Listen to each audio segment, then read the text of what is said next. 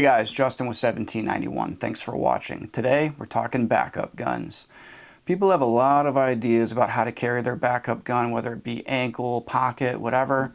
I actually just recently got a Smith & Wesson J-frame. When I say recently, like maybe about a year ago, I got this Smith J-frame, and this is not my primary gun. For some, it might be a primary gun, but for me, this is specifically a backup gun or a special use case gun. What I mean by special use case would be like after I shower and, you know, hang out with my wife in the evening, I might carry something like this, kind of clipped to the waistband of my pajamas, whatever, so that I always have a gun with me right up until the point where I go to bed.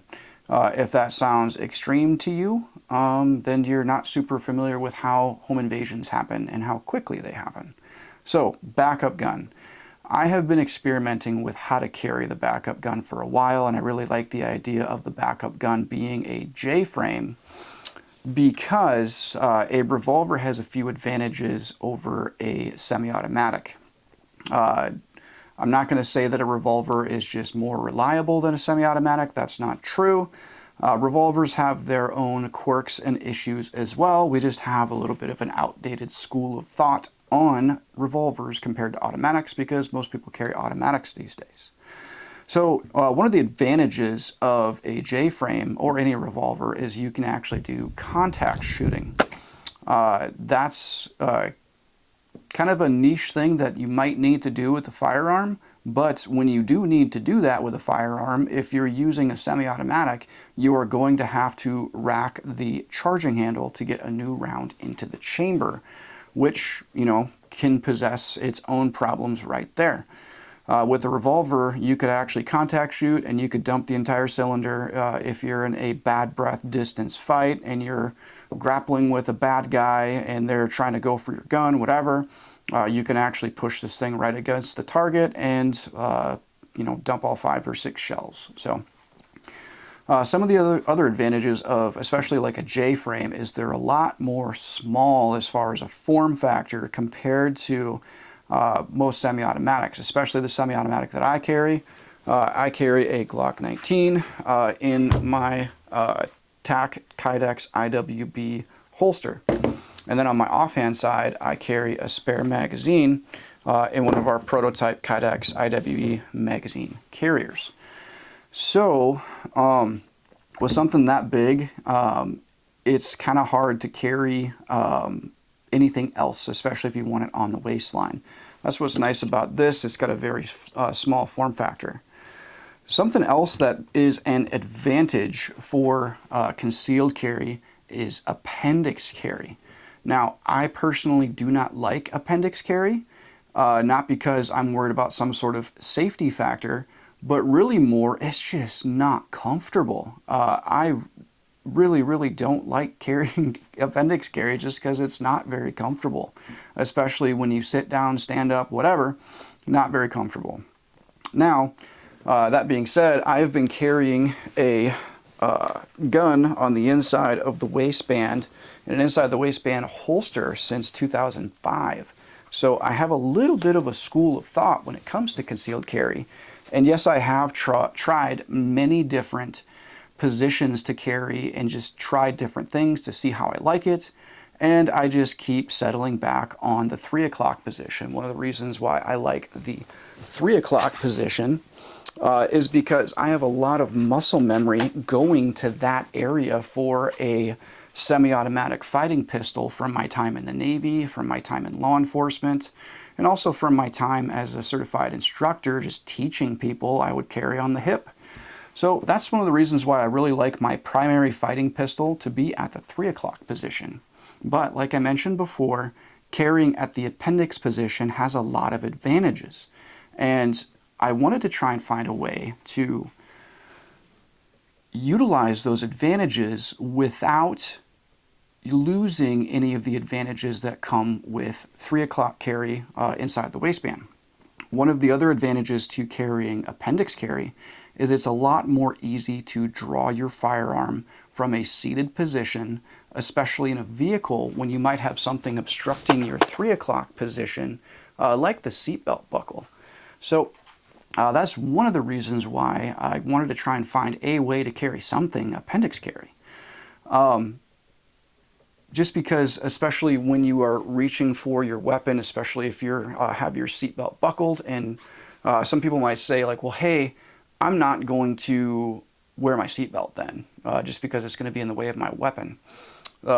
Big problem there is because more people die from auto crashes in the United States every year compared to lethal deadly force encounters. So I'm not going to step over $1 to pick up a dime. You know what I mean? Wear your seatbelt. That is a really good idea. It is a safety feature that is proven to save lives. But again, trying to mitigate that seatbelt buckle from 3 o'clock position is a problem.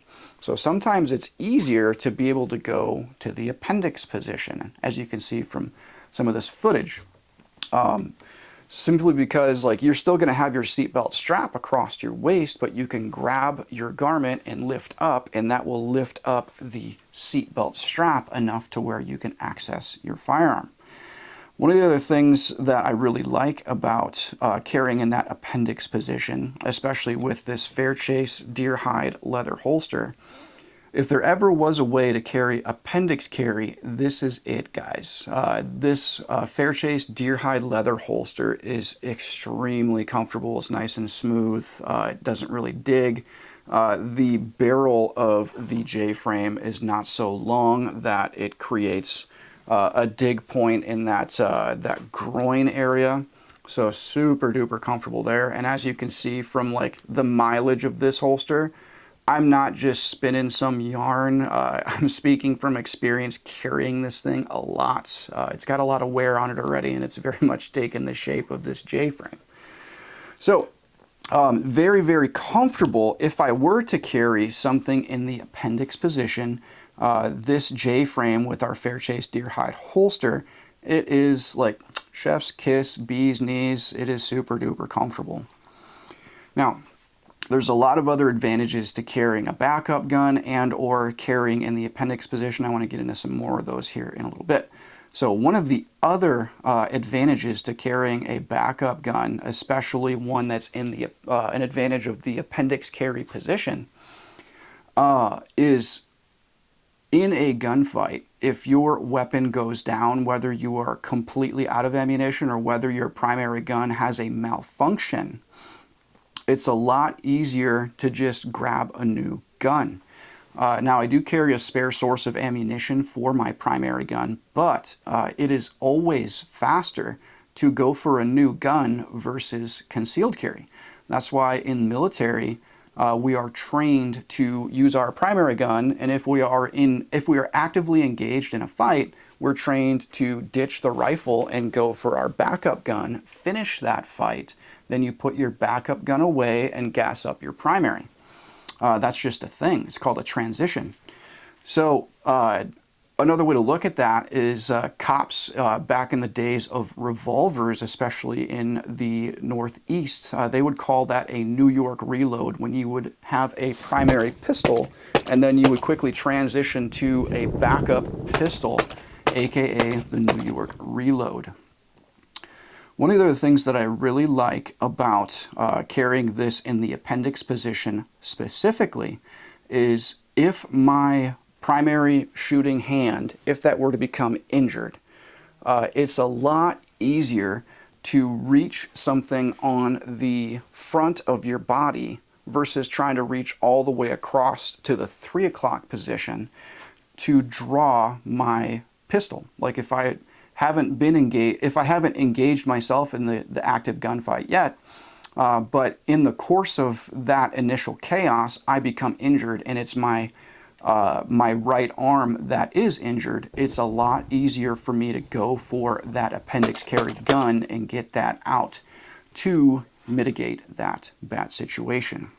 So there's a lot of different considerations when it comes into doing this. There's a lot of safety considerations. Number one, if you're looking at this and maybe you don't even carry a gun, this video is not for you, because I'm talking about some fairly advanced techniques. And also, if you're the type of person that you're watching this video and you do concealed carry, I would highly recommend not jumping directly into this. I have been playing around with this concept for the better part of a year, training with it, utilizing blue guns, in carrying just an inert blue gun in that position for a while until I get more comfortable with it. Something else that's very important is to really train that way. Go to the range in a safe manner and train with these techniques to make sure that you understand how and when to use both implements in the correct order. It's also important to get some force-on-force training to help you understand the kind of mental state you're going to be in a high-stress gunfight type of situation. Your ability to really process complex thought is, it's not completely gone, but is severely mitigated. So it's important to train with these different tools and techniques in a non-stress environment, and then with a moderately stress-induced environment. And then one of the best things that you can do is do some force-on-force training with these tools. Something else that's very important is to try and grab one of your buddies that's like, about the same size and strength as you, or maybe even bigger and stronger, and put some blue guns in these positions and do some wrestling. See how well you can defend both of these guns at the same time. Now, this particular concealed carry technique that I've been playing around with and kind of developing, I call it 38 offset. Reason why I call it 38 offset, is kind of a play on words, is because my backup gun that I'm carrying is a 38, and it's carried approximately 38 degrees offset from my primary gun. So that's why I call it 38 offset. So it's really important to do some rolling around with some buddies to see if you can defend these things. Because one of the things in a grappling fight type of situation, you want to be able to protect your firearm and prevent someone from doing a gun grab while it's on the waist. Now, the modern school of thought is you must be able to do that with one arm, because you might be using your other arm to push them off of you, or to grab a blade or something like that. So what I've noticed is it's actually quite easy for me to take one arm, my primary arm, bring it down and basically cover the J-frame with my hand and cover the Glock with my elbow. And then there, with one arm, I can protect both guns at the same time.